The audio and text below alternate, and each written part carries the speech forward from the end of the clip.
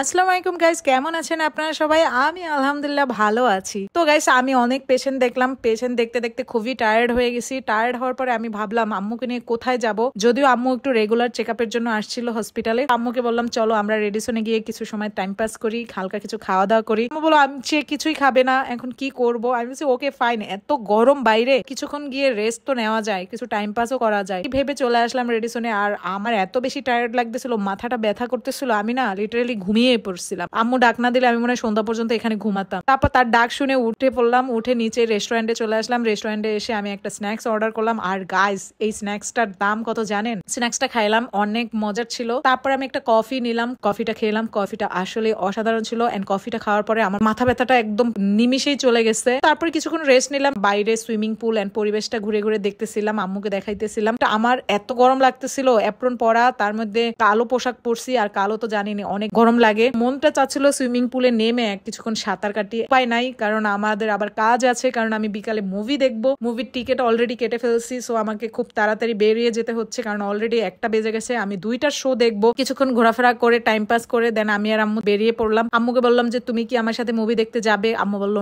No. আম্মুকে আমি বাসায় নামিয়ে দিয়ে দেন চলে যাচ্ছি হলো মিরপুর সনি স্কোয়ারে। 2 দিন আগে টিকিট কাটছি, এগেন আমি বরবাদ মুভি দেখতে যাচ্ছি। আমাকে অনেকে পাগলই ভাবতে পারেন যে একই মুভি আমি এতবার কেন দেখতেছি, কিছুই করার নাই। তারপর মিরপুরে এসে আমি টিকিট কাউন্টারে গেলাম। বারবারই দেখলো যে না, আসলে এই নাম্বারে কোনো টিকিটই কাটা হয় নাই। আমার তো মন মেজাজ খুবই খারাপ হয়ে গেছে। তারপর মেসেজটা দেখার পরে বলে ম্যাম আপনি দেখেন ভালোভাবে, আপনি কোথার টিকিট কাটছেন? আমি তো পুরো আসমান থেকে পড়ছি, তোরা সেন্টার পয়েন্টের নেপ্লেক্সের টিকিট কেটে ফেলছি ভুল বশত। 15 মিনিট হাতে আছে। সাথে সাথে একটা রিক্সা নিয়ে আমি চলে আসলাম কালশিতে। কালশি থেকে আমি এখন কিভাবে যাব? আমি সেন্টার পয়েন্ট আমি চিনিও না। আমি একটা বাসে উঠে পড়লাম। বাসওয়ালা আমাকে এমন একটা জায়গায় নামিয়ে দিছে, সেখান থেকে না রিক্সা আছে না নিজে পায়ে হাঁটা যায়, হাইওয়ের মধ্যে নামাই দিছে। আমি তো খুবই রিক্সে পড়ে গেছি। একটা সিএনজি পাইলাম, সিএনজি ওয়ালাকে বললাম আমাকে একটু সেন্টার পয়েন্টে নিয়ে যান। মিনিটের পর উনি আমার কাছ থেকে 100 টাকা নিছে। তারপর ওনাকে থ্যাঙ্কস যে আমাকে ওই বিপদ থেকে বাঁচাইছে। দেন সেন্টার পয়েন্টে আসলাম, এম সিনেমা হলে ঢুকে পড়লাম। দেখা মুভি আবার দেখলাম এত কষ্ট করে, কেন জানি আমার অনেক ভালো লাগছে। শাকিব খানের লুক, শাকিব খানের পারফরমেন্স সবকিছুই আমার কাছে অনেক ভালো লাগছে। মুভিটা শেষ হলো,